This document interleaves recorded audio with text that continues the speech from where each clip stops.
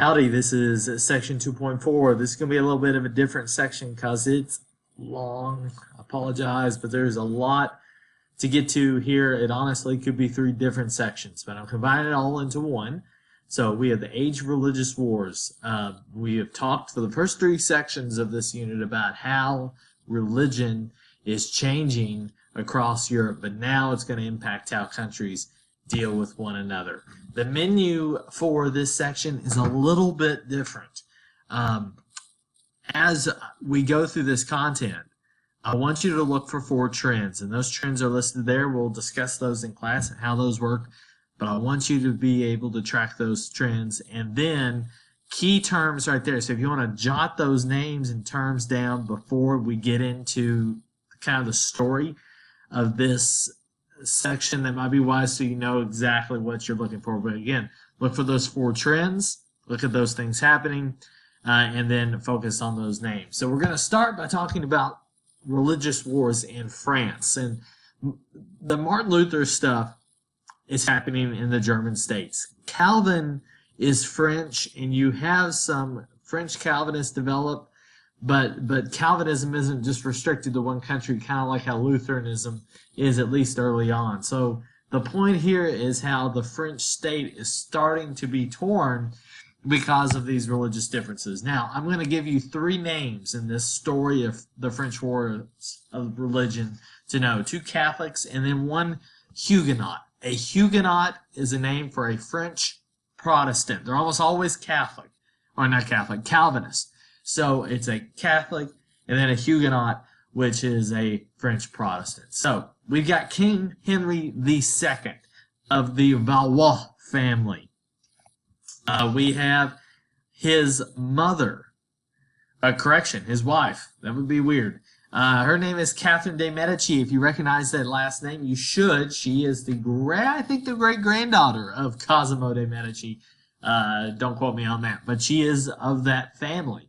And then you have a nobleman in France named Henry of Navarre. Henry of the region Navarre, and he is of the Bourbon or Bourbon family. So those 2 names, royal names, keep in mind there, the Valois, and the Catherine de Medici marries into that family, and then you have Henry of Navarre. Well, in this case, one of our 3 players dies right away, because in the year 1559, while celebrating a war, Henry II is impaled by a lance during a tournament. Jouster aimed a little too high and it went through his helmet, and as this shows you, that didn't do what I wanted it to do. But anyway, it shows you the devastating effect of sticking a big wooden stick in one's eye, and Henry II dies.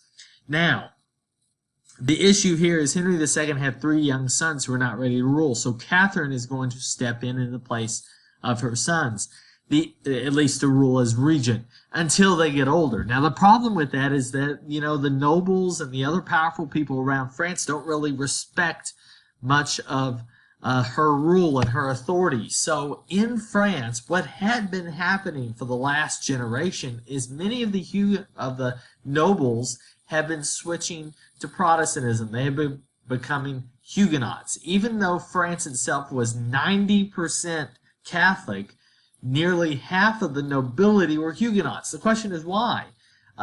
Think about it. If the king is Catholic, which he was, Henry II, and then Catherine as well Catholic, perhaps just like with Frederick the Wise in Germany, if you establish a different faith from those you're trying to battle for power and authority, perhaps if your side goes up, then in terms of the religious faith and becomes more influential, you might get a political advantage. Additionally, if you're a French noble out in, say, Gascon or Dauphin or Brittany, even though it's not there with this map, your tax dollars have been going to Paris and the Pope in Rome. But now if you're a Huguenot, you may not have that. So there's kind of the difference there. So in 1562, major fighting begins. 3 years after the death of the king, major fighting begins between the Catholics and the Huguenots in France, and you got 10 years of fighting, and it's been bloody, and it's awful, and no one's happy. So we've got to figure out a way to stop the fighting. And the, I guess, truce is the decision for Catherine to take her daughter and marry her to a leading Protestant, a leading Huguenot in France named Henry of Navarre. So they're going to get married in 1572. Everyone's going to be happy. There's going to be peace. So what happens is all of these Huguenots come into Paris. And if you look at the map, noted in Paris, that is Catholic country. So all these Huguenots come to the wedding. And the night before the wedding, Catherine gets a piece of news that makes her panic. She thinks that the Huguenots are planning a Catholic massacre, so she makes a preemptive decision to order the massacre of all the Huguenots who are in Paris for the wedding. And this becomes known as the Saint Bartholomew's Day Massacre. Look at all these lovely people who are celebrating weddings. This was not very lovely. 5 to 30,000 Huguenots killed, and it's a wide range. We don't exactly know the number, but it showed that even with an attempted peace, the tension is unbelievable. So it caused this religious difference, caused this political struggle, and eventually bloodshed in Paris. Henry of Navarre actually gets out of town before the violence reaches him. So he flees, and here is a terrifying image of Catherine de' Medici surveying what has happened. Certainly, maybe this was not her intent when everyone comes to Paris, but again, to kind of protect herself and her family's rule, she orders a strike on the Huguenots. So you have more fighting that develops for at least another 15 years. And after the death of Catherine and then the subsequent death of all three of Henry II's sons, you are left now with Henry of Navarre becoming the next in line. And it's a little more confusing. There's this war called the War of Three Henrys, but we're not going to get into that. Just know that eventually Henry of Navarre comes to the top and becomes known as Henry IV. Now, that's an issue because he's a Protestant. He's a Huguenot. And France, if you remember, 90% Catholic. So in order to appease the larger group, the higher population, Henry decides, you know what, I'm going to convert to Catholicism so that it achieves peace. Now, that 10% Huguenot base, they're going to be ticked, but Henry knows that in order to keep peace, he's got to maybe appease the masses. So he actually was quoted as saying that Paris, to be able to rule it, is worth going to Mass or having the Catholic worship service. And this is an example of being a politique. We talked about this with Elizabeth I, of how you sacrifice your political beliefs, you use or manipulate your political beliefs in order to achieve political strength.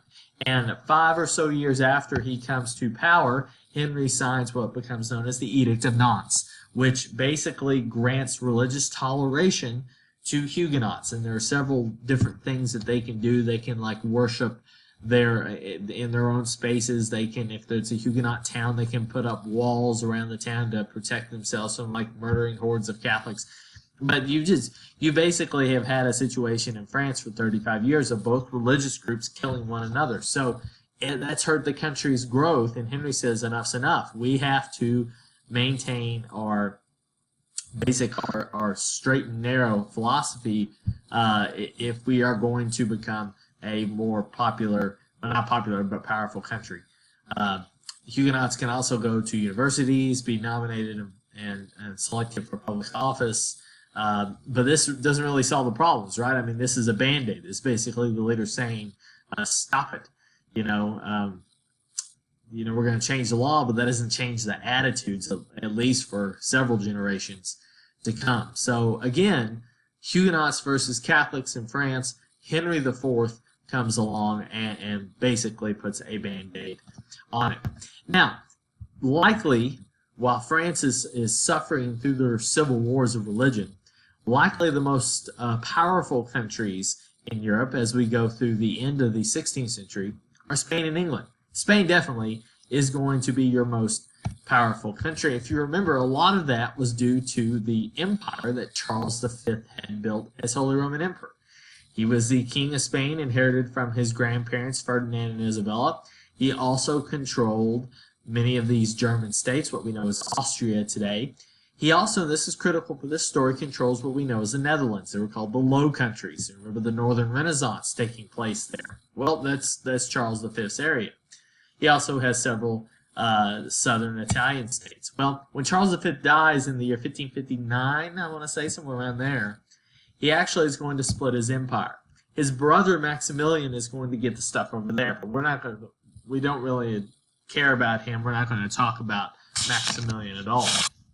The story, though, is going to go to his son, and his son is going to get Spain, the Central European states, what becomes known as Milan, the Netherlands, certainly, the Italian city-states, and the New World possessions as well. And that's our guy here, Philip II, the son of Charles V, the Habsburg family. So remember your trends from the beginning. Here is one of the trends to watch. So that's Charles V.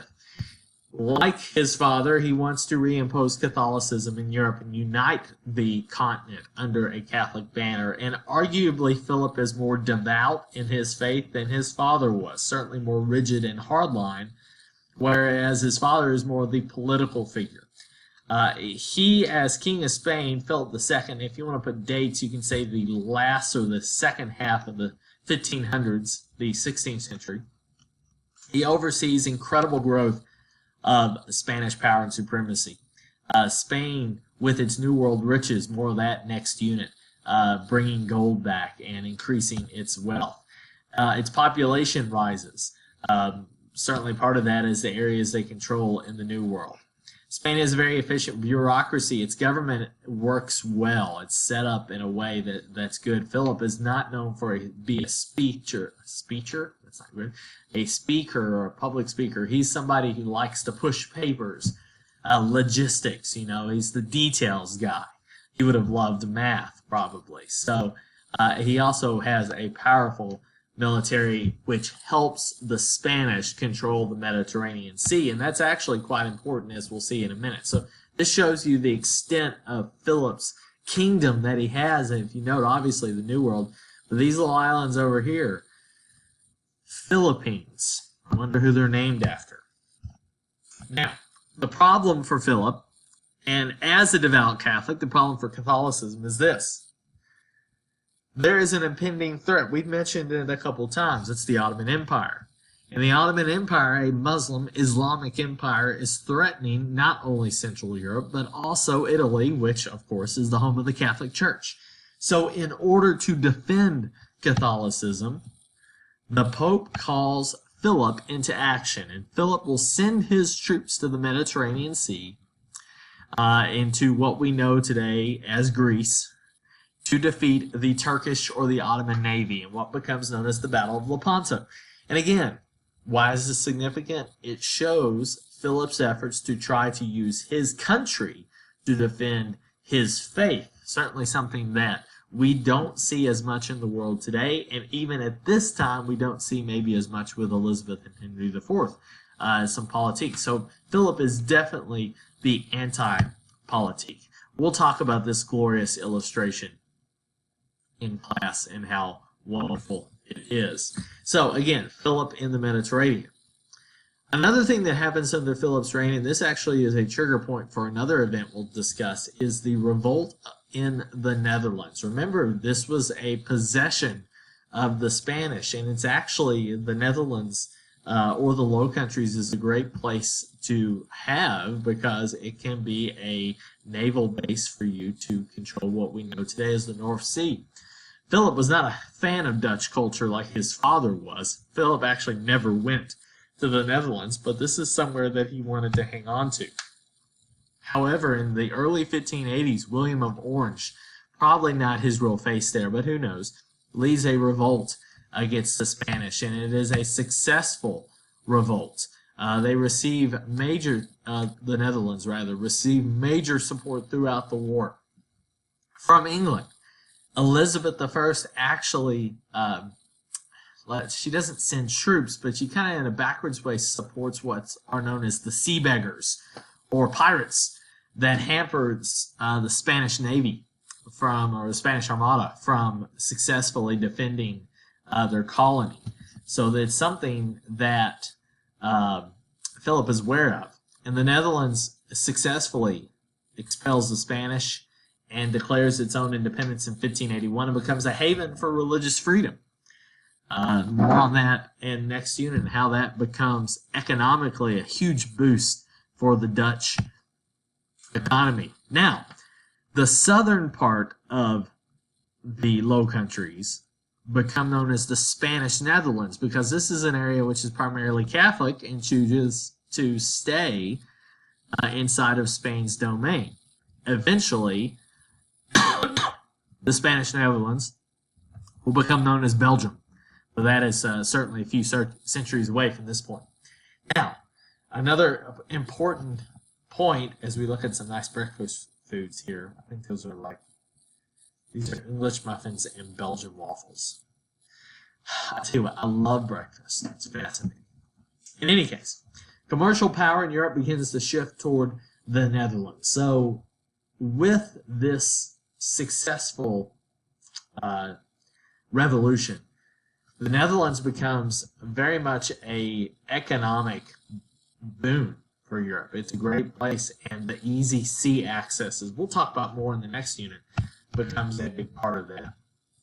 So commercial power, business power, is moving toward the Netherlands and its capital city of Amsterdam.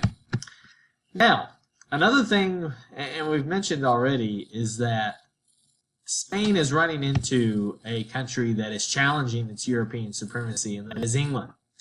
So you have Philip II, you also have Elizabeth I.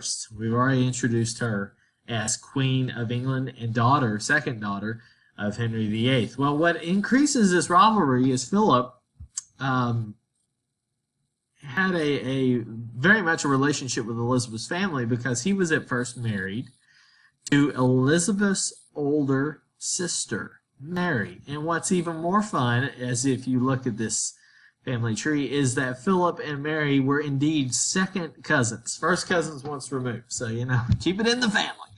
And with Mary's death, Philip immediately tried to marry Elizabeth. Why, you ask? I mean, I still love, himself, or whatever. I can make some incest jokes, but I'll pass. He wants to keep the power inside of his family. It's a concept we'll talk about more as we go along. In any case, Elizabeth declines for reasons to support her own claim to the throne in England and not wanting the Spanish influence perhaps to dictate what England can or can't do by that royal marriage. Philip probably understands. It doesn't certainly infuriate him, but over time, tension began to build between Philip and Elizabeth. Philip sees Elizabeth as a threat to the Catholic faith, particularly how Elizabeth had helped the Netherlands win their freedom from Spain. And because of that threat, eventually by the year 1588, Philip will send his armada, or his navy, 130 ships, 25,000 troops, to try to invade and conquer England. It's a very colorful affair that fails miserably, and it's a major turning point for our course in our class and history in general. Their attempt to invade ends in disaster. English ships were just more maneuverable in the water, and also the weather. As the Spanish sailed north, they ran into a headwind that kept their armada from sailing as fast as possible. It's become known as the Protestant wind to help beat back the Catholics. In any case, Spain and their armada is down because off the coast of the Irish islands here, much of their armada sank. Got to rebuild the armada. That takes money. So Spain down. It is a major boost for England. So 1588, a major turning point as Spain's attempts to invade Elizabeth and England fail. Philip himself lives for about 10 more years, but then dies, and the seeds are sown for Spanish troubles for the future. Elizabeth will die 15 years after the Spanish Armada and becomes known as, even today, perhaps the most beloved monarch that England has ever seen. And a lot of that is for her willing defense of the Isles from the Armada. Now, let's switch gears for our last story, and that's called the 30 Years' War. 1618 to 1648. So again, the Armada is 1588, Edict of Nantes is 1598, and now the beginning of what's called the 30 Years' War is in 16 1618. If you recall back, and again, we're going through a lot here in this section, pulling a lot of things together. 1555, the German states, to settle the fighting in them over religious groups, signed what was called the Peace of Augsburg. The Peace of Augsburg allowed German princes to choose either Catholic or Lutheran for their religious faith. Well, Calvinism was not an option, but it's rapidly growing in popularity inside the German states by the beginning of the 1600s. So much so that some of the fighting that had kind of reemerged in the German states were between Protestant groups. And certainly Anabaptist groups were in there as well. So individual princes are making these decisions. Didn't allow for religious uniformity and therefore peace. So even though Augsburg did settle things down, it does not, kind of like the Edict of Nantes, it's only a band-aid. It doesn't change attitudes, it just changed the political conditions. This truce will last in full for about 60 years, but again, there are too many religious differences to keep the peace, and a lot of it is because of this guy. Ferdinand II eventually becomes Holy Roman Emperor, say the year 1615, not really important to know. But he's wanting to bring Habsburg lands back to the church. So Habsburg areas, aka the whole Holy Roman Empire, that was not acknowledging the church, he wants to bring them back. And he also wants to persecute the Protestants mostly by raising their taxes. So the Protestant groups obviously are upset. So they're going to meet 1618 in Prague, which today is the capital of the Czech Republic. They're going to meet with the emissaries from the church, Protestant leaders. Well, the meeting doesn't go very well, and everyone gets a little mad, and the two Catholic emissaries or officials are defenestrated. They are thrown out of a window by these Protestant leaders. And that becomes known as the Defenestration of Prague and triggers what will become known as the 30 Years' War. Now, the fun fact of this is you throw somebody out of a tall building, you would think these emissaries, these people would die. Well, no, they were saved because they landed in a big pile of pope manure, pick your word, the shit, let's say, is where they landed. You could call it holy crap. It's been called before. In any case, the Protestants and Catholics are up in arms, and for the next 30 years, you're going to see incredible fighting that doesn't happen every day. It's going to happen intermittently for the next 30 years. So it's going to pick up and go back. And the motivations for fighting shifted eventually, though, from religious to political. You're going to get basically every country in Europe except for England and Russia. Anybody who's anybody's going to get into this war. It's not just for religious reasons. Here's a reason why. This starts out between Protestant and Catholic German states. Eventually, France is going to jump into the war to combat what is being seen as a Catholic advantage in the German states. If you look more in detail into this war, the Catholics are winning.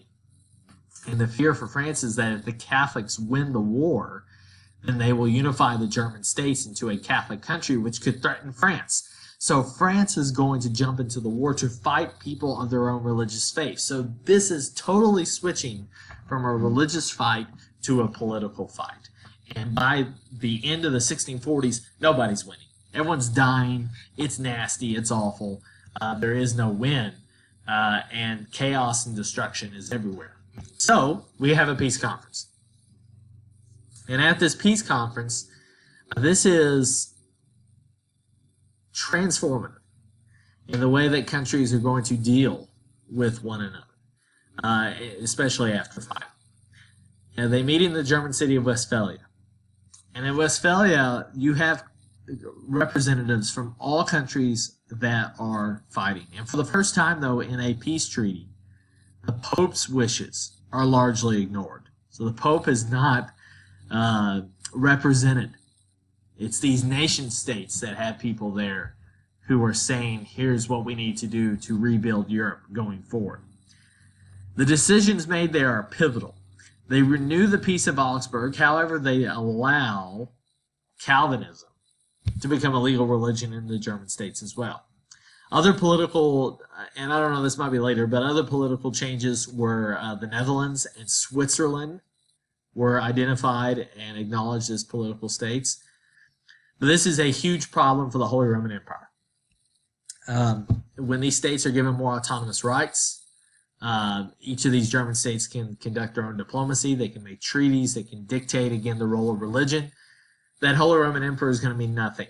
And the Holy Roman Empire, the idea of that unity in the German states is even worse after Westphalia, as these individual states want their freedoms.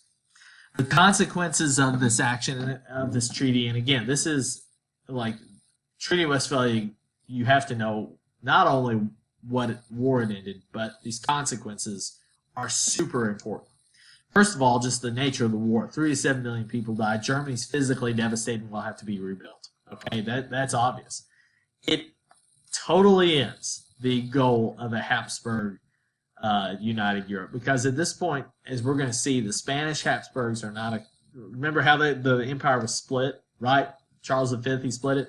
The Spanish Habsburgs by 1648 are playing very little role. And what we will know as the Austrian Habsburgs are very much isolated as well. So the Habsburg goal is dead. When you tell the German states you can still choose the Protestant faith. This will end the religious wars. So all the wars we're going to talk about after this, with maybe the exception of some Middle Eastern conflicts that will pop up. Wars will now be fought to maintain the balance of power, to make sure one country doesn't become stronger than others. And in terms of looking at the balance of power and how it comes out of there, France in a political sense, the Netherlands from an economic sense, in the mid-17th century, 1648, will become the most powerful countries. Going forward, obviously, that will change. But at this point, that's what you see. France is winning because Germany's broken. The Netherlands is winning because of its economic dominance that it's building, partly because of religious freedom and toleration. And then, one last thing. The map in 1648, again, the big theme, what's happening in Germany. It's split up, it's divided. We're going to get into what's happening over here with this thing called Russia here soon. The Ottoman Empire continues to grow. It's still a threat. The Italian city-states are still divided, but France is strong. Spain is still strong. We'll talk about its weaknesses going forward. And England, even though not present in the 30 Years' War, they're having their own war at this time. England also is strong. So, to close out, I did that a lot quicker than I thought, and I know that was a lot, but refer to your review book. Go back, shore up your notes, but remember these 4 themes. Religious changes creating tension between social groups. I like to go to France to really note that. Habsburg rulers failing. Countries using religious wars to promote political and economic goals. Look at what Spain does. Look what France does to jump into the 30 Years' War. Countries allowing religious diversity to keep the peace. The Treaty of Westphalia, the Edict of Nantes certainly fit in there. Not only knowing these goals, but also the evidence is important. So again, religious wars. Don't get bogged down in every detail of every event. Look for those trends. Focus on knowing those vocabulary terms. You should be good to go. Witchcraft next. Hocus Pocus. Get ready.